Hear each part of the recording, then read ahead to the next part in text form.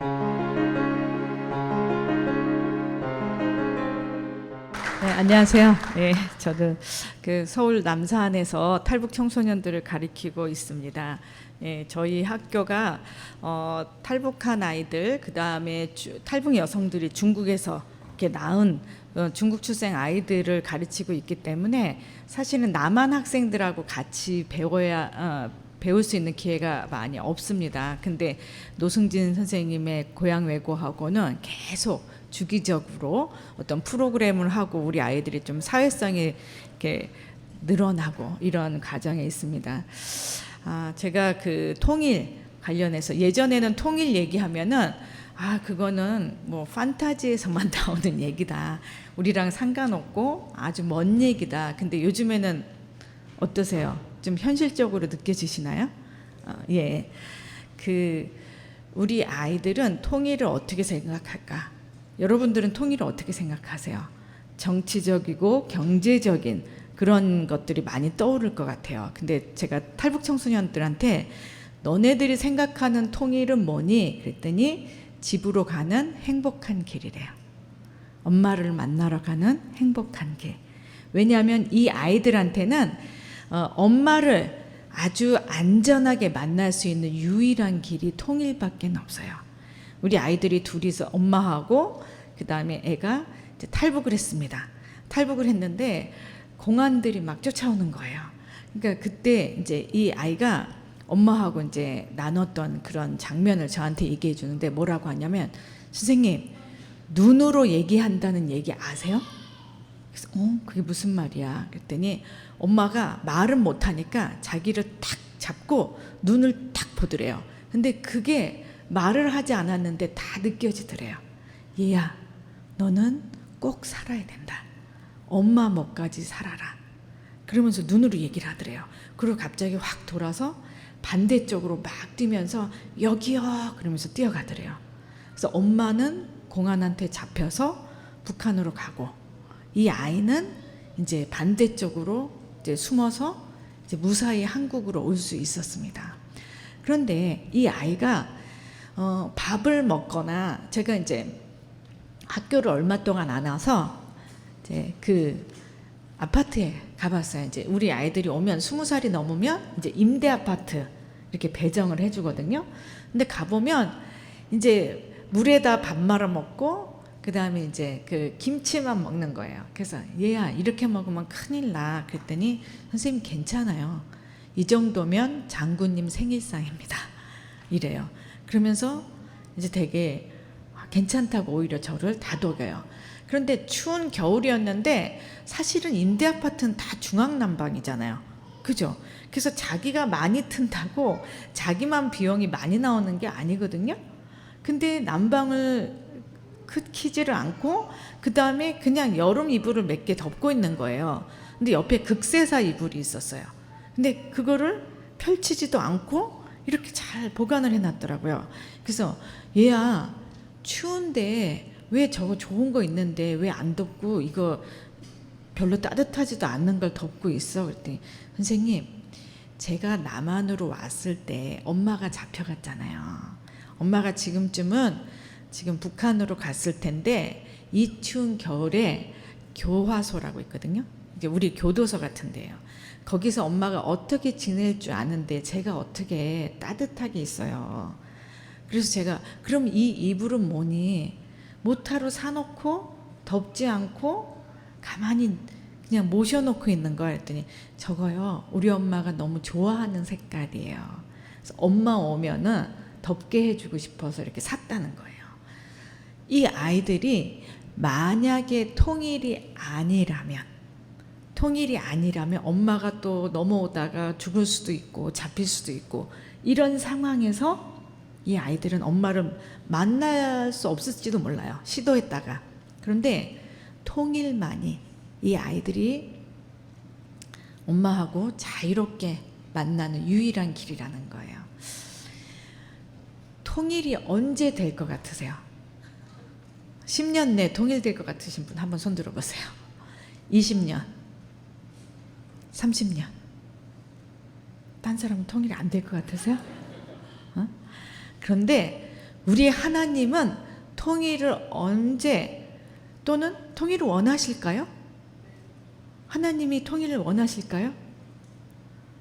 하나님하고 얘기해 보셨어요? 하나님 말씀 들으셨어요? 아니죠. 저는 하나님이 원래는 통일을 안 시키시려고 마음을 잡수셨을 수도 있겠다. 그리고 30년 뒤, 50년 뒤에 통일시키시려고 마음을 잡수셨을 수도 있겠다. 왜냐면 우리가 아직 모르잖아요. 그런데 제가 우리 학교의 학생들이 기도하는 걸 듣고는 통일이 얼마 안 남았구나. 뭐라고 기도하냐면, 하나님, 그 다음날 죽여도 괜찮으니까 엄마하고 밥 한 번만 먹게 해주세요. 하나님, 엄마하고 한 번만 만나게 해주세요. 하나님, 내일 통일되게 해주세요. 이렇게 아이들이 기도하는 거예요. 근데 혹시 이 중에서 새벽마다 울면서 기도하면서 하나님 절대 통일되면 안 됩니다, 이러고 기도하시는 분 계세요? 아니면 그런 분을 보신 분, 혹시 한 번이라도 새벽마다 울면서 기도하면서 하나님 통일되면 절대 안 됩니다, 이러고 기도하는 사람 보신 분 또는 들어보신 분 계세요? 한 분도 없죠. 저도 정말 제가 많은 교회에 가서 얘기를 해봤는데 한 명도 통일되지 않게 해달라고 기도한 사람은 본 적도 없고 들은 적도 없대요. 그런데 우리 아이들이 자기 문제잖아요. 그죠? 새벽마다 울면서 하나님 다리 붙들고 울어요. 하나님, 내일 통일되게 해달라고. 하나님, 우리 아빠가요 결핵에 걸렸대요. 한국에선 결핵약 2주만 먹으면 이게 이제 전염성도 없어지고 이제 다 잡혀요. 6개월만 유지해서 먹으면 이게 완치가 되거든요. 근데 북한은 어렸을 때 전염 예방 주사를 제대로 안 맞고, 그 다음에 굉장히 몸이 약하고, 그 다음에 이게 약을 먹었다 안 먹었다 하니까 약이 뭐 이렇게 기부가 들어오면 다 나눠주고, 그러지 않으면 끊기고, 이게 지금 북한이 많이 이제 그 자원도 끊기고 이런 게 많이 끊겼잖아요. 그러니까 이게 내성 결핵이 된 거예요. 그래서 웬만한 약으로 듣지를 않아요. 근데 아빠가 결핵에 걸렸대요. 이러면서 울면서 기도하는 아이들의 기도를 하나님께서 안 들어주시겠냐는 거예요. 원래는 통일을 안 시키시려고 생각했고, 원래는 30년, 50년 뒤의 일이라고 생각했지만, 여기 와 있는 우리 특히 탈북 청소년 아이들이, 아까 애기들 너무 예쁘죠? 걔네들 왜 예뻐요? 천국에서 온 지 얼마 안 됐잖아요. 그러니까 천사의 모습을 띠고 있기 때문에 너무 예쁜 거예요. 그 어른들이 욕심과 권력욕과 명예욕과 누룩이 많이 낀 어른들이 기도하는 것보다 천국에서 온 지 얼마 안 된 아이들이 하나님께 기도하고, 특히 울면서 기도하는데, 어느 부모가, 하나님 우리에게 아버지시죠? 예? 아멘? 하나님 옆집 아저씨예요? 그러면 우리 북한 사람들한테도 또는 탈북 청소년들에게도 아버지시죠. 그죠? 그 아버지가 자식들이 울면서 기도하는 걸 외면하시겠냐는 거예요. 게다가 남한에 온 3만 1,000명의 탈북하신 분들이 65%가 자기는 그 하나님을 믿는다. 그래서 하나님에 대한 체험이 있어요. 여기까지 오려면 죽을 고비를 3번, 4번 넘거든요. 하나님이 허락해 주시지 않으면 여기까지 올 수가 없어요. 그런 분들이 하나님이 어떤 분이라는 걸 알기 때문에 간절하게 새벽마다 기도합니다. 근데 그 하나님의 마음을 바꾸는 건 한 사람, 두 사람의 기도로 안 되죠. 근데 만약 한 명이라도 간절하게 기도하면 되죠. 그죠? 혹시 이 중에서 정말 안 되는 일인데 열심히 기도했는데 됐다, 이런 분, 이런 경험 있으신 분, 손 한번 들어보세요. 없어요? 이 크리스찬으로 나이를 먹는다는 건 작년보다 올해가 그런 간증이 더 늘어나고, 작년보다 올해 하나님하고 더 가까워진다는 얘기예요. 그래서 정말 인간적으로나 객관적으로는 불가능한 일인데 기도했더니 이루어지더라. 이런 부분에 대한 간증과 경험이 있어야 됩니다. 아멘? 그렇지, 하나님은 살아계신 분이에요. 그래서 그런 경험이 있는데 단 한 명만이라도 정말 혼신을 다해서 기도하면 하나님께서 들어주시는데 65%의 탈북하신 분들이 25,000 이상의 탈북하신 분들이 새벽마다 울면서 기도합니다. 하나님, 내일 통일되게 해주세요. 하나님, 이 하나님께서 이미 마음을 바꾸실 준비가 다 돼 있어요. 여러분, 우리가 참 너무 지난 70년보다 너무 다른 상황을 지금 겪으니까 우리도 지금 당황스럽잖아요. 이게 지금 이게 실화냐? 이러면서 그죠? 그런데 기대하는 마음이 사실은 우려하는 마음보다 더 크죠. 그죠? 우려가 더 돼요? 저 생또라이들이 어떻게 할지 막 걱정이 되고 막 그런 부분도 있지만 사실 기대하는 부분이 더 많죠. 그런데 저희 학교 아이들은 어떤 마음일까요? 저희가 그 4월 27일 날 김정은 장군하고 그 다음에 그 문재인 대통령하고 악수하는 이거 생방송으로 우리 애들한테 들려줬어요. 그랬더니 와 난리가 났어요. 그런데 반은 와 이제 됐다 이러고, 이거는 이제 어린 아이들이에요. 별로 겪은 게 많지 않은 아이들. 그런데 북한에서 아버지가 죽고 어머니가 죽고 누나가 팔려가고 그 다음에 자기가 탈북 과정에서 북송돼서 죽을 뻔한 여러 경험을 가지고 있는 아이들은 어떻게 반응을 할까요? 너무 당황스러운 거예요. 자기 피해의 가해자가, 그죠? 자기가 지금 입은 모든 피해의 가해자가 누굽니까? 리더죠. 리더가 그렇게 만든 게 굉장히 많죠. 그 가해자하고 화해를 한다고 이쪽에서 너무 축제 분위기인 거예요. 그러니까 내가 너무 여기 떠나야 되는 거 아닌가.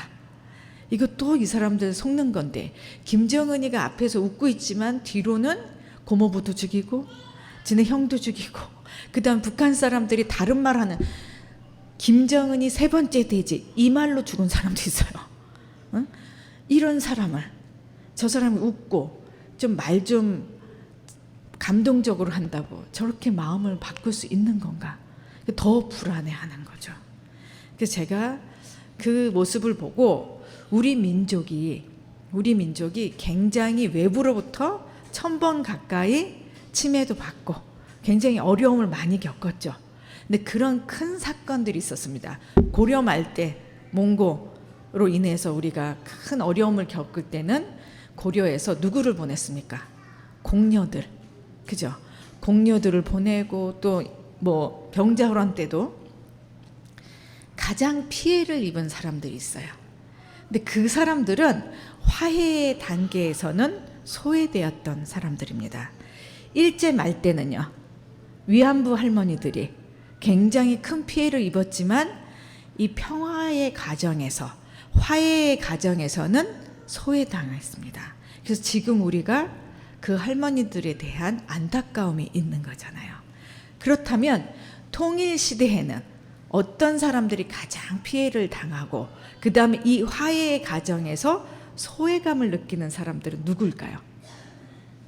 누구이겠습니까? 탈북자들이죠. 탈북자들이요. 통일 시대에 가장 어려움을 겪을 사람들, 그리고 상처가 아직 있는데 남들은 좋아하고 이 사람들의 상처를 끌어안지 않는 거죠. 그때 우리 학교가 또 내가 해야 될 일이 있겠구나. 위안부 할머니들처럼 그분들을 소외시켜서 그 할머니들이 죽을 때까지 그거를 한으로 쌓이지 않도록, 우리가 역사를 배우는 건 과거의 실수를 반복하지 않기 위해서잖아요. 그죠? 그래서 그런 역할을 우리가 해야 되겠구나. 제가 그 탈북 여성들이 얼마나 힘든지, 북한 사람들이 남한에서 또는 통일이 되면 얼마나 힘들지 제가 이제 얘기를 해드릴게요. 제가 탈북자들을 만나면 중국에서 뭐라고 하냐면, 선생님 북한에서는 배고파 못 살겠고, 응? 중국에서는 잡혀갈까봐 무서워 못 살겠다고 얘기를 합니다. 그럼 남한에서는 어떻게 뭐 해서 못 살겠다라고 얘기를 할까요? 남한에서는 응? 무시당해서. 또 무시 왜 당할까요? 몰라서. 그런데 제가 원래는 외국인 노동자를 돕는 사람이었거든요. 뭐 파키스탄, 네팔, 방글라데시 이런 사람들 돕는 일을 했는데, 그 사람들은 처음에는 한국말 하나도 몰라요. 그런데 한 2년 정도 있으면 한국이 살만하다. 그래서 체류 기간을 넘겨도 불법 체류자로 한국에서 사는 거예요. 그래서 불법 체류자가 지금 거의 100만이 되는 거잖아요. 근데 탈북자는 한 2년 정도 살다가 내 못 살겠다. 그래서 북한에 다시 가는 사람도 있고, 그런 이제 외국에 나가는 사람도 많아요. 그래서 내가 뭘 못 살아? 네가 말을 못 알아들어? 아니면 뭐 얼굴이 달라? 그랬더니 몰라서 못 살겠시요. 그래요. 근데 제가 왜 저럴까 봤더니, 중국에서 일할 때 이제 우리는 은행 이자 통장 이러면 알아듣죠. 그죠? 그리고 외국인 노동자한테 은행 이자 통장 그러면 처음엔 못 알아들어요. 근데 영어로 하거나 자기네 나라 말로 하면 알아듣죠. 그런데 중국에 있을 때 탈북자들한테 아무리 은행 이자 통장 얘기해도 못 알아듣는 거예요. 북한은 이렇게 배급 체제니까 이거를 이제 은행을 이용하질 않아요. 또 은행에 돈을 맡겨도 20만 원을 넣으면은 10만 원밖에 안 줘요. 뭐 화폐 개혁하고 막 이러면 이자도 없을 뿐더러. 그런데 내가 은행 이자 통장 하니까, 선생님 우리 돈을 그 은행이 도둑놈이 훔쳐가지 못하게 잘 보관을 해주는데 왜 우리한테 이자라는 웃돈을 줍니까? 우리가 보관료를 내야 돼요? 이래요. 그럼 제가 설명을 해요. 네 돈, 만약에 네 돈을 1,000원을 은행에다 맡기면 은행에선 그거를 장사꾼한테 빌려주는 거야. 그럼 장사꾼이 네 돈으로 잘 장사를 해서 한 500원의 수익이 남으면 네 돈 때문에 돈 벌었다고 너한테 이자 50원을 주는 거야. 제가 굉장히 잘 설명했죠? 네. 제 얼굴만 이쁜 게 아니에요.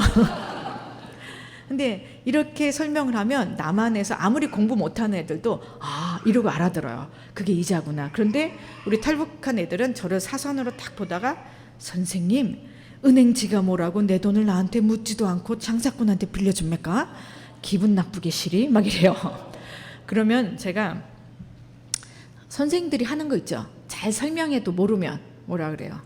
야 그냥 외워. 그러면서 은행 이자, 그 다음에 이제 통장 이렇게 외웁니다. 그런데 이 아이들이 한국에 와서는 한 3개월 정도 조사를 받고 하나원에서 3개월 정도 이제 무슨 적응 훈련도 받는데 3개월 만에 적응 훈련이 다 안 되잖아요. 다 가르쳐 주는 게 아니잖아요. 그리고 이런 이제 고양시에도 여기 이제 탈북하신 분들이 임대 아파트에 많이 삽니다. 근데 이사 온 첫날 저한테 이제 은행 이자 통장 배우던 애가 이사 통장 그 첫날 이렇게 막 그 짐을 풀고 있는데 누군가 문 밖에서 띵동띵동 벨을 누르는 거예요. 내가 오늘 오전에 이사 와서 내가 여기 있다는 건 아무도 모르잖아요. 또 방문할 사람도 없고, 그러니까 혹시 북한의 특무가 나를 죽이러 온 거 아닌가. 그래서 겁나서 누구십니까? 그러면 문 밖에서는 웬 40, 50대 아줌마가 네 통장입니다 이러시는 거예요. 얘는 통장을 어떻게 배웠어요? 은행 이자 통장, 은행 이자 통장 이렇게 배웠는데 웬 아줌마가 자기가 통장이라는 거예요. 얘는 인상을 팍 쓰고 제 통장은 서랍에 있습니다만, 이게 문 열고 아줌마한테 뭐 안녕하시냐고, 내가 새로 이사 왔다고 이렇게만 얘기하면 되는데 거기 이제 싸움이 되는 거예요. 제 통장은 서랍에 있습니다만 이러니까 아줌마가 뭐라고요? 막 이 더운데 여기까지 올라왔는데 막 이러면서 싸움이 되는 거예요. 그러니까 우리는 상식이, 북한에서 온 사람들한테는 이게 외워야 되는 지식이 되는 거죠. 그래서 이거를 제대로 얘기를 하기가 어려운 거예요. 북한 사람들은요, 태어나서 제일 처음 배우는 용어가 어버이 수령님 고맙습니다예요. 수령님이 누구라는 거예요? 어버이라는 거죠. 어버이는 그 집안의 최고 권위를 줘요. 그래서 집안에서 아버지들한테 그 자녀들의 배급을 주고 아버지를 이제 대우를 받게 해주는 거예요. 아버지들이 딱 회사에서 퇴근해서 이렇게 오면 어머니들이 그냥 밥상을 이렇게 주면 안 돼요. 이렇게 거한잼이라 그래서 이렇게 눈썹까지 올려갖고 공손하게 이렇게 드려야 돼요. 혹시 그런 대우 받고 싶으십니까? 원하시는 남자 집사님들은 저한테 얘기하세요. 제가 어떻게 가는지 알 거 아니에요. 그런데 이 아버지들의 권위가 있다 보니까 남자 여자의 권위도 다르고 남녀 차별이 굉장히 심합니다. 그러니까 처음에 제가 이제 한 그 30년 전이죠. 그 탈북자 97년도에 이제 탈북자들을 만났으니까 중국에서 제가 신혼여행으로 중국에 갔다가 탈북자들을 만나고 안 도울 수가 없었어요. 왜냐하면 외국인 노동자보다 비교할 수 없을 정도로 더 힘들었고 이 사람들은 게다가 우리 동족이었잖아요. 그래서 하나님이 왜 형제로 묶어주셨을까? 그리고 외국인들을 만났을 땐 저는 한 번도 가슴이 따뜻해 본 적이 없었어요. 가슴이 뜨거워진 적이 없었는데 탈북자를 중국에서 만나니까 이게 심장이 벌렁벌렁 뛰어요. 그리고 이게 막 뭔가 묵직하고 뜨거운 게 막 흘러요. 하나님이 우리를 이웃이 아닌 형제로 묶어주셨기 때문이에요. 근데 그 사람들은 이제 도왔는데 제가 이제 리더잖아요. 이분들을 살리고 죽이는 게 이게 제가 놔버리면 죽는 거니까 저한테 관련돼 있잖아요. 근데 너무 말을 안 듣는 거예요.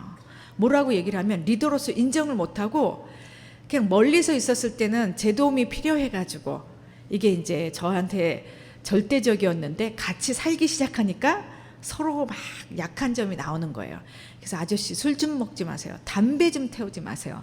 제발 애들하고 먹을 것 때문에 싸우지 좀 마세요. 근데 리더 같지도 않은 게 어린 여자애가 40이 넘은 남자인 나한테 이래라 저래라 한다고 화가 나신 거예요.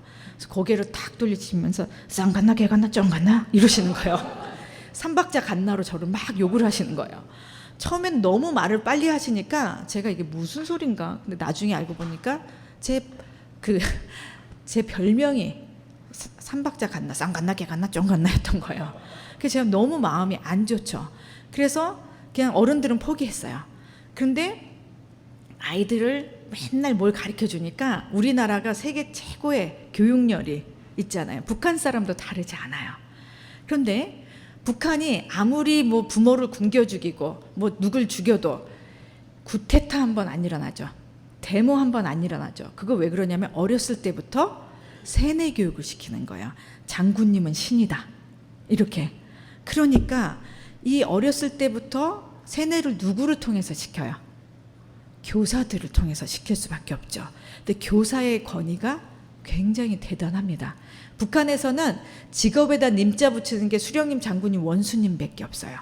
그런데 선생님한테만 님자를 붙입니다. 근데 제가 아이들한테 이렇게 가르쳐 주니까 이분들이 저에 대한 마음이 열린 거예요. 그래서 어느 날 이제 제가 막 모세 얘기, 신데렐라 막 이런 얘기 짬뽕해서 가르쳐 주잖아요. 애들이 이제 재미없으면 막 동화도 가르쳐 줬다가 예수님 얘기도 했다가 마리아 얘기도 했다가. 근데 최악의 상황에서도 성령님이 들어가면 어떻게 됩니까? 변하죠. 근데 애들은 더 빨리 변하죠. 천국에서 온 지 얼마 안 됐다 그랬잖아요. 그러니까 이 아버지들이 놀란 거예요. 저 쫑갔나 또 우리 애들한테 무슨 공작한 기야? 막 이래요. 근데 그 다음 날은 문 밖에서 듣고 계셨나 봐요. 맨날 쌍갔나 종갔나 하다가 차마 같이 듣기는 자기가 창피한 거예요. 민망하니까 문 밖에서 듣고 계셨는데 그날따라 제가 굉장히 재밌게 얘기하려고 이렇게 쫙 끌었어요. 그래서 모세가 사람을 죽였어. 그러면서 북한 사람들이 굉장히 성격이 급하세요. 그런데 안 들리는데 문 밖에서 막 이렇게 들으려고 하는데 내가 너무 이렇게 하니까 화가 나신 거예요. 문을 딱 열면서 그러니끼니 이 모세하고 신데렐라하고 결혼을 했다 이기야? 막 이러면서 문 밖에서 띄엄띄엄 듣는 걸 연결시켜서 이게 이제 이단을 하나 만드셨어요. 그래서 아저씨 그게 아니에요. 그러면서 이제 제가 막 얘기도 해드리고 그랬는데 그 다음날 우리가 12시에 점심을 먹이면 이제 층층이 이렇게 여러 사람이 사니까 한꺼번에 못 먹여요. 그러면 이제 설거지가 나오면 저녁 밥하기 전에 5시쯤에 점심 설거지를 하고 저녁 쌀을 씻어서 밥을 해서 6시에 밥을 먹여요. 근데 제가 애들을 아저씨들도 너무 호응해주고 그래서 제가 이제 미쳤나 봐요. 그래서 딱 시간을 봤는데 6시인데도 제가 계속 애들하고 이제 공부를 가르쳐주고 있었던 거예요. 밥 때문에 넘어온 사람들이잖아요. 처음에 식량난 때문에 밥을 안 주면 난리가 나요. 그래서 어머 나 오늘 십자가에 달렸다 큰일 났다 하면서 싱크대에 가보니까 북한 남존여비가 굉장히 심하다 그랬죠. 우리나라 50년대 60년대 이 아버님들 생각하면 돼요. 절대 부엌에 안 들어가요. 근데 이 아버지가 설거지를 하고 계신 거예요. 그러면서 민망하니까 한 번도 안 해본 거를 저한테 딱 들킨 거죠. 민망하니까 선생님 있지 않습니까? 이러면서 이 사발가시기 말입니다. 그래요. 사발가시기가 뭔지 아세요? 사발면 할 때 사발 가시기 세게 하니까 가시기. 응? 사발가시기가 설거지예요. 근데 이 사발가시기 말입니다. 남성 동무들이 해야지 벅벅 찰까셔집니다. 이러는 거예요. 아멘? 어? 아니, 누가 해야 된다고요? 이게 통일되기 전에 이건 확실하게 하고 넘어가야 돼요. 사발가식인 남성 동무들이 해야지 벅벅 찰까셔진다는 거예요. 그러면서 저한테 뭐라고 하냐면 선생님 저는 선생님의 짐을 덜어드릴 테니까 선생님 우리 아이들을 좀 배워주세요. 가르쳐달라는 거예요. 저 깜짝 놀랐죠. 제 별명이 그 전날까지 뭐라고요? 쌍간나 개간나 쫑간나 했어요. 근데 선생님으로 바뀌고 한 번도 안 해보던 설거지를 하면서 저한테 약간 이 짐을 덜어준 거예요. 그 다음날부터 일하기 너무 편한 거예요. 제가 방 닦아야 되는데 걸레를 딱 빨아가지고 방 가운데 딱 두고 아휴, 애들도 가르쳐야 되는데 방도 닦아야 되고 그러면 아저씨들이 내가 가시오 막 이러면서 다 하시는 거예요.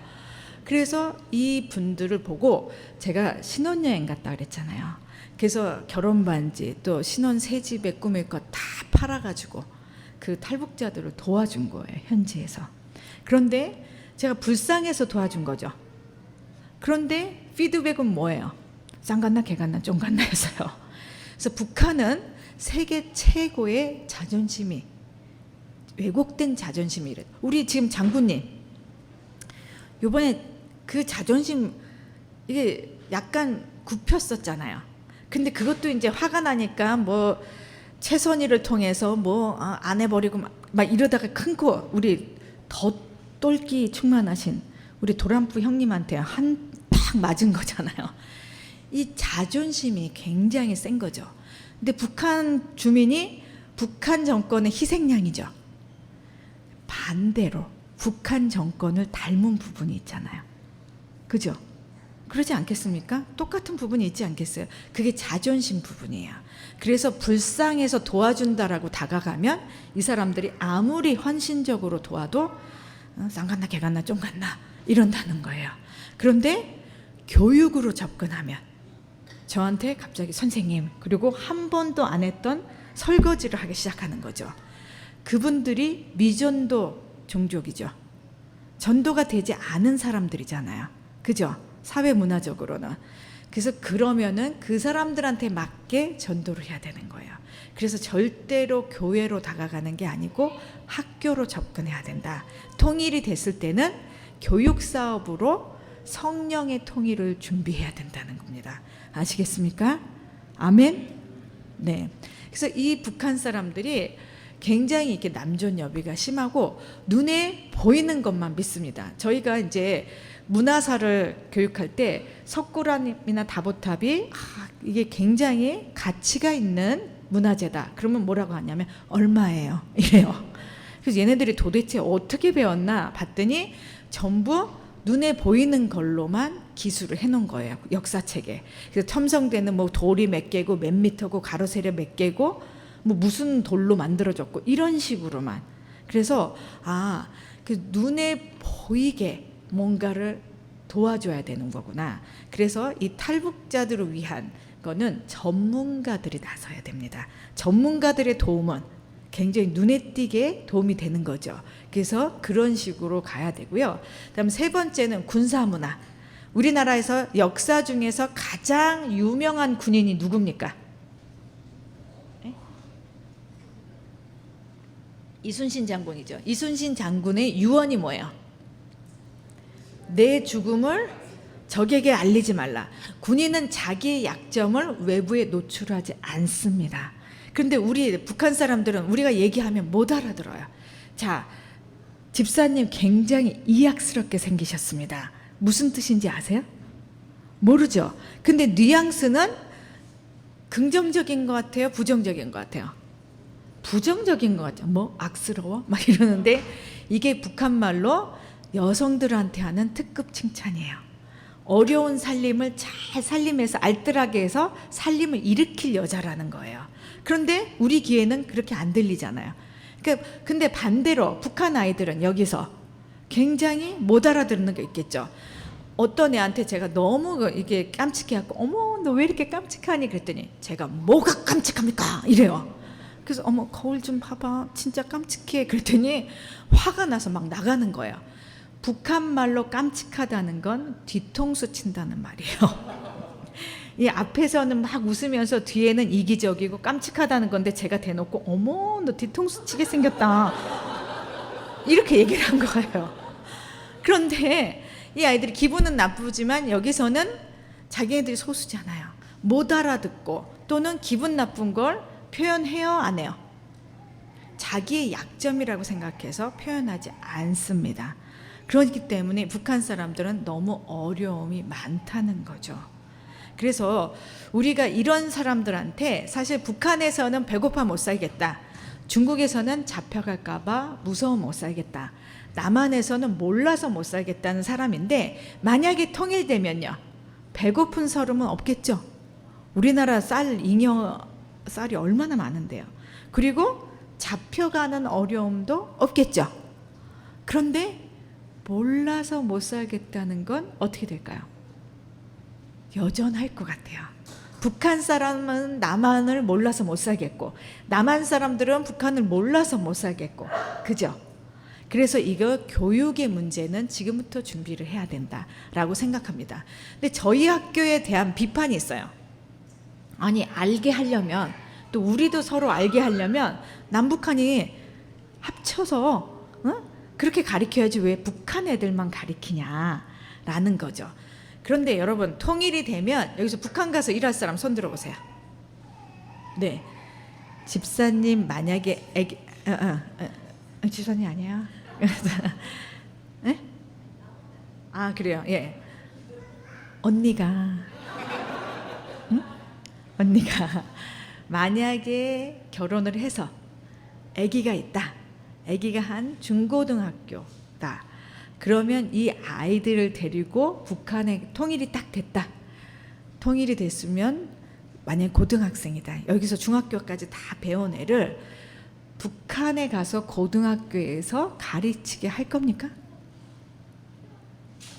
필요하면 굉장히 뛰어나신 분인데 웬만한 사람들은 사실은 굉장히 고민되겠죠. 북한은 기존에 배웠던 것을 하루아침에 버릴 수도 없고 하루아침에 남한 거를 가르쳐봤자 알아듣지 못하고 굉장히 혼란의 시기가 몇 년은 지속될 겁니다. 그렇겠죠. 근데 우리 애가 여기서 중학교까지 다 배웠어. 근데 고등학교 학생인데 데리고 가기가 사실 쉽지 않은 거죠.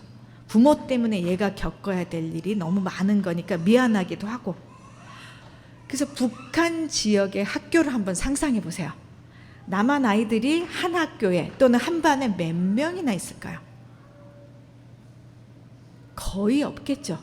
제가 독일 그 재단이 저희 학교를 많이 후원해서 이제 저를 이제 거기 연수를 시킨 적이 있어요. 저희 학교 선생님 몇 명하고 동독 지역에 갔었어요.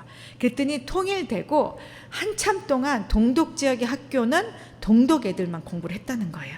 서독 지역의 학교는 동독 애들이 많이 넘어가서 같이 이렇게 공부를 했지만 동독 지역에는 동독 애들만 공부를 했다는 거예요. 근데 뭐라고 얘기하면 제가 이제 오늘 브로셔를 저희들이 새로 개비해서 가져왔는데 거기 보면은 2015년에 독일의 대통령이 한국에 오셨어요. 그때 우리 학교를 방문하셨어요. 3박 4일 오신 중에.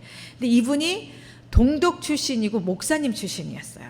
근데 이분이 딱 와서 저한테 뭐라고 하냐면, 조 선생, 우리 독일은 통일이 사고처럼 왔습니다. 그래서 시간이 없어서 동독 사람들을 배려하지 않고 그냥 서독거를 이식시켰대요. 뭐 교과서도 전부 이제 서독거 배우고. 그런데 그러다 보니까 통일이 된 지 25년이 됐는데 지금도 점령군한테 점령당한 것 같고 아직도 마음에 불편함이 있습니다. 그런데 만약에 탈동자들이 통일 이전에도 많이 왔대요. 그런데 이 탈동자들을 모아놓으면 이등 국민 될까봐, 낙인 찍힐까봐 다 그냥 뿌려놨다는 거예요. 그런데 이게 서독 사회에 적응하기는 되게 좋았는데 통일의 관점에서 보면 아쉽습니다. 만약에 미리 모아놓고 동독 사람들만의 유니크한 특성이 있대요. 우리도 그렇잖아요. 지금 남한 사람, 북한 사람 굉장히 다르거든요. 그 사람들만의 유니크한 특성을 모아서 거기에 맞는 교육 과정과 그 다음에 교육 시스템을 만들어 놓고 통일이 된 이후에 북한 지역에 썼더라면, 아니면 동독 지역에 썼더라면 이들한테 맞는 거를, 새로운 걸 가리키니까 오히려 배려받았다고 생각하고 통합이 더 빨리 됐을 겁니다. 우리는 못했지만 한국은 지금 그걸 조 선생을 통해서 하고 있는 겁니다. 이게 남한사의 적응보다 더 중요한 일입니다. 하나님께서 이 아이들을 여기까지 보내셨을 때는 죽을 고비를 3번, 4번 넘게 보내셨는데 겨우 남한 사람 뒷공문이 쫓아가라고 그 어려움을 겪게 하신 게 아닙니다. 이 사람들이 통일되기 전에 미리 남한에 와서 통일된 이후에 북한 지역에서 쓰일 것들, 또 북한 지역에 맞는 것들을 미리 준비하라고, 남한의 교회에게 미리 성령의 통일을 준비하라고 이분들을 먼저 보내신 겁니다. 아멘. 그런데 우리는 이 사람들의 중요성도 모르고 그냥 이렇게 남한 사회에 적응하라고 이런 식으로만 했던 거죠. 그래서 저희 학교는 뭘 지향하냐면 통일된 이후에 북한 지역에 쓰일 교육 과정과 교육 내용을 만드는 그런 통일 준비 학교로서 준비를 하려고 지금 생각하고 있습니다. 그럼 남북한이 뭐가 그렇게 달라요? 다릅니다. 저희 아이들이요, 이기는 게 곧 도덕이다 이렇게 얘기를 해요. 그게 뭐라고 얘기를 하냐면 수단과 방법을 가리지 말고 이겨라. 근데 우린 그렇게 이기면 탈락되잖아요. 그렇잖아요. 그러니까 이 아이들이 그런 것에 대해서 굉장히 어려워하고, 원수를 사랑하라. 선생님, 원수는 죽여야 됩니다 이래요. 원수는 죽이는 걸로 교육을 받았는데 여기서 원수를 어떻게 사랑합니까? 그리고 피해자의 인권도 존중해야 된다 이런 거 있죠. 그러니까 남한에선 그렇게 도둑놈들, 강도, 강력범죄가 많은 겁니다 이래요. 북한은 부정적인 뉴스는 절대 전하지 않습니다. 그러니까 북한을 보면은 실제적으로는 그런 사람이 많을 수 있어도 사람들은 그게 많다고 생각을 못하는 거예요. 근데 우리는 맨날 뉴스를 보면 부정적인 게 많이 나오는 거죠. 근데 그 이유를 강력하게 피해자의 인권을 왜 보호하냐고, 얼굴을 다 까서 돌로 쳐 죽여야지 막 이렇게 얘기를 해요. 그러니까 그런 것들이 굉장히 이 사람의 가치관의 뿌리거든요. 그런 것부터 계속 이렇게 고치려면 시간이 굉장히 많이 든다라는 생각이 있고요. 북한 사람들이, 제가 군사 문화가 참 남한에서 힘든데, 우리 군인 간 자녀들이나 동생들이 잠깐 면회 나왔다고 생각해 보세요. 너 밥 먹었니? 그럼 어떻게 대답해요? 네, 먹었어요. 이런 군기 빠진 사람 없죠? 뭐라고 얘기해요? 네, 먹었습니다 이렇게 얘기를 하죠. 군인들은 음계에서 솔로 얘기해요. 먹었습니다 이렇게. 그리고 일반인은 뭐로 얘기하냐면 미에서 얘기를 해요. 네, 안녕하세요 이렇게. 근데 북한 사람들은요, 처음에 탈북자 만나면 한 1시간 정도 얘기하면 머리가 지근지근 아파요. 그래서 저는 처음에 이게 무슨 영적 전쟁인가 이렇게 생각됐는데, 걔네들은 솔로 얘기하고 나는 미로 얘기하니까 나중에는 저도 목소리 톤이 올라가고 머리가 아픈 거예요. 그런데 절대로 만나면 안 되는 조합이 뭐냐면 남한의 젊은 여성과 북한의 젊은 남성이에요. 우리 학교 아이들이 나이 많은 애들 있는데 처음에 왔을 땐 3주 정도 하나센터 그 복지관에서 남한사회 적응 교육을 받아요. 근데 이때 사회복지관에 사회복지사들은 되게 젊은 여성들이 많죠. 그런데 얘가 이제 하나센터 갔다 오더니 우리 남학생이 선생님 그 하나센터의 복지사가 저를 좋아하나 봐요. 이러는 거예요. 그래서 제가 야 그럴 리 있겠냐? 뭔 얘기냐? 그러면서 얘기를 들어보니까 북한에서는 다 공무에서는 솔로 얘기하는 거예요. 동무 식사했습니까? 그러면 네 했습니다 이렇게 얘기를 해요. 그런데 자기가 좋아하는 남자가 있으면 동무 식사했습니까? 이렇게 얘기를 하는 거죠. 응? 그게 티가 난다는 거예요. 그런데 우리나라에 와서 하나센터에서 하는 교육은 다 공무로 만나는 거죠. 근데 처음 본 사회복지사가 자기한테 식사하셨습니까? 이렇게 얘기를 한 거예요. 그러니까 아, 저 애미나이가 날 좋아하는구나 이렇게 이제 오해하는 거죠. 그래서 그런 식으로 오해가 많다는 거죠. 그리고 군인들은 명령을 할 때 직선적으로 해야 되죠. 명령을 간접적으로 얘기하거나 돌려서 얘기하면 안 되죠. 북한 사람들이 굉장히 직선적으로 얘기를 해요. 제가 만약에 빨간 립스틱을 바르고 이거 나한테 어울리냐? 그럼 우리는 어머야 돈 아깝다, 야 지자마 먹었니? 뭐 이렇게 얘기하는 사람 없잖아요. 근데 북한 사람들은 직접적으로 야 안 어울려? 야 돈 아깝구나? 막 이렇게 얘기를 해요. 근데 우리는 다 돌려서 얘기를 해요. 근데 우리 학교 이제 졸업생이 처음에 이제 중소기업에 취업을 했어요. 근데 제일 처음에 사장님이 주재하는 회의에 얘가 참석을 하게 됐어요. 근데 사장님은 맨 나중에 들어오시잖아요. 근데 여기 사람이 너무 많으니까 너무 더우셨던 거예요. 그래서 의자에 착 앉으면서 오늘 참 덥죠? 이렇게 얘기를 했어요. 그럼 우린 뭐 하라는 얘기예요? 에어컨 켜고 막 시원하게 하라는 거죠. 그런 걸 누가 해요? 회사에서는. 최말단 이제 신입사원들이 해야 되잖아요. 근데 우리 탈북자인 애가 오늘 참 덥죠? 그랬더니 네 그랬어요. 그러니까 옆에서 부장님이 너무 화가 나갖고 이 팔꿈치를 얘를 팍 쳤어요. 그러니까 얘가 긴장해갖고 벌떡 일어나갖고 네 오늘 세게 덥습니다 이랬어요. 그래서 부장님 화가 나갖고 이제 에어컨을 다 켜고 회의 끝난 다음에 얘한테 너 어떻게 하려고 이러냐? 너 사회생활 어떻게 할 거니? 너 왜 이렇게 눈치가 없지? 그러면서 막 혼을 냈어요. 근데 얘가 이제 끝나고 집에 가는 길에 저한테 전화해서 꼭 만나달라는 거예요. 그래서 만났어요. 그랬더니 뭐라고 하냐면 아니 오늘 덥냐 그래서 내가 오늘 덥다고 그랬는데 내가 뭘 잘못했냐고 저한테 묻는 거예요. 그래서 그거는 더우니까 에어컨도 켜고 이러라는 말이야. 그러니까 얘가 거의 울라 그래요. 아니 그걸 왜 그렇게 말해요? 어? 그런데 자기가 어려운 거는 공부해서 알 수 있지만 자기 빼놓고는 초등학생도 다 알고 있는 이거는 가르쳐 주는 데도 없고 그래서 이게 정말 몰라서 못 살겠다라고 얘기를 하는 겁니다. 그래서 우리는 교회에서는 성령의 통일을 준비하고 인간적으로는 교육으로 다가가야 된다는 거죠. 남북한이 제가 말씀드렸죠. 하나님이 지금 역사하셔서 통일의 시계는 굉장히 빨리 돌고 있다. 그래서 어느 날 갑자기 우리가 상상하지 못하는 시간에 여러분 7개월 전에 어땠습니까? 전쟁 난다 그랬어요. 전쟁 날 것 같아서 굉장히 기도하고 근데 지금 뭐 장군님이 지금 트럼프하고 베스트 프렌드가 됐잖아요.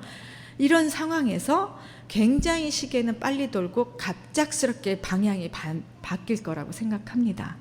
그런데 여러분이 생각하지 못하는 중에 통일이 될 겁니다. 근데 하나님은 어떤 통일을 원하실까요? 남한식 통일은 이미 동서독이 그렇게 서독식으로 통일이 된 거죠. 북한식 통일은 어떻게 됐습니까? 베트남이 북한식으로 통일됐습니다. 남북연합으로 통일이 된 건 예멘이 그런데 그게 온전하지 않아요. 1대1 그 연합은 그래서 지금 내전 상황이라서 지금 제주도에 예멘 난민이 500명이 와 있어요. 이번 달에. 왜냐하면 이게 온전한 통일이 준비되지 않고 그냥 화학적으로 물리적으로 그냥 통합시켜 놓으니까 다시 내전이 일어난 거예요. 근데 하나님께서는 어떤 통일을 원하시냐면 에베소서 1장 9절에서 10절에서 나온 하나님께서 우리에게 예수 그리스도와 성령을 보낸 것은 하늘에서도 통일, 땅에서도 통일을 이루게 하려 하심이라. 그래서 성령의 통일을 준비하라고 이 마지막 남은 이 한반도에 그걸 원하시는 거죠. 성령의 통일은 누가 전문가입니까? 네, 우리가 전문가죠. 우리 안에 성령님이 계시잖아요. 우리가 그래서 성령의 통일을 준비해야 된다고 생각을 하고요. 여명학교에서 여러분들에게 통일 지금 갑자기 많이 도는데 많은 사람들은 북한에 직접 들어갈 생각을 하는데 굉장히 시대착오적인 생각이에요.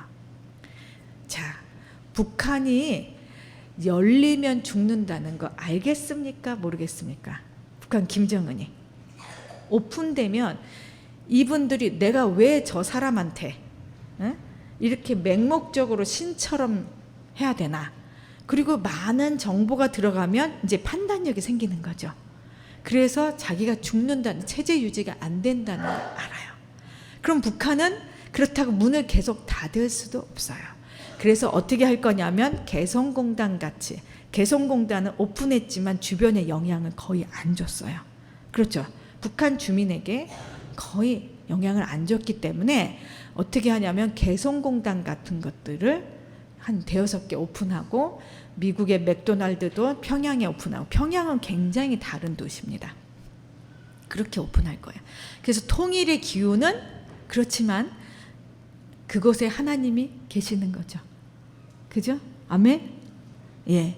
하나님이 계십니다. 그리고 많은 남한 사람들이 공단으로 들어가면서 정말 크리스찬들이 많이 들어가야 돼요. 그래서 그 사람들이 영향력을 줄 수 있어요. 그리고 이게 통일의 시계를 빨리 도는 건데, 그렇지만 직접적으로 그 사람들의 삶을 바꾸는 통일 준비는 안 돼 있습니다. 그래서 여명학교 같은 데서 그런 준비를, 교육으로 가서 부모까지 영향을, 저한테 쌍갔나 개갔나 쫑갔나라 그랬고, 50년 동안 한 번도 부엌에 안 들어가 본 아저씨가 자녀들을 내가 가리킬 시간이 부족할까 봐 자기가 내 일을 다 해주는 그런 상황으로 이 어른들까지 변화시키려면 긍휼사역으로 가면 자존심 상해요. 근데 교육 사업으로 가라는 거죠. 그래서 그렇게 준비해야 되고요. 여명학교에 기도 제목이 하나 있습니다.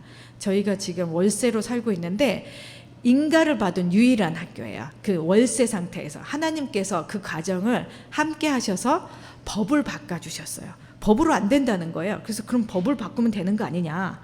그래서 정말 하나님께서 기적으로 바꿔주셔서 저희들이 처음으로 인가를 받았는데, 집주인이 2020년 2월에 나가래요. 근데 저희가 돈도 없고 땅도 없고 아무것도 없잖아요. 그래서 여러분들이 기도 같이 해주시고 일산 나들목 교회하고 그 결과를 보셔야 되잖아요. 하나님 사역의 파트너로서. 지금 저희 학교가 학교 운영하는 것도 쉽지 않은데 지금 학교를 옮겨야 되는 상황이에요. 근데 이제는 건축을 해야 되겠다. 그리고 정부에 제안을 했어요. 땅은 니네가 주라. 그리고 소유권 니네가 가져라. 이게 하나님 거지 우리 거냐. 응?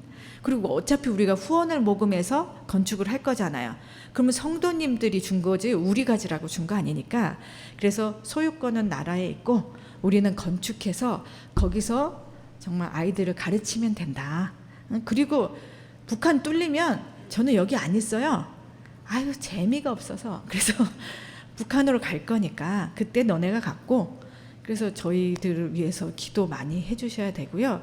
2020년 2월에는 정말 6개월 전에 생각하지 못했던 일이 일어나는 것처럼, 지금 집도 절도 없고 서울에 땅 한 평이 얼마입니까? 응? 그런데 이 가난한 학교가 생각하지 못한 너무 좋은 학교로 하나님이 만들어 주실 것을 저희들은 믿고 기대하고 있습니다. 그래서 여러분들이 같이 기도해 주시면서 같이 사역에 동참해 주셨으면 좋겠습니다. 예, 감사합니다. 네.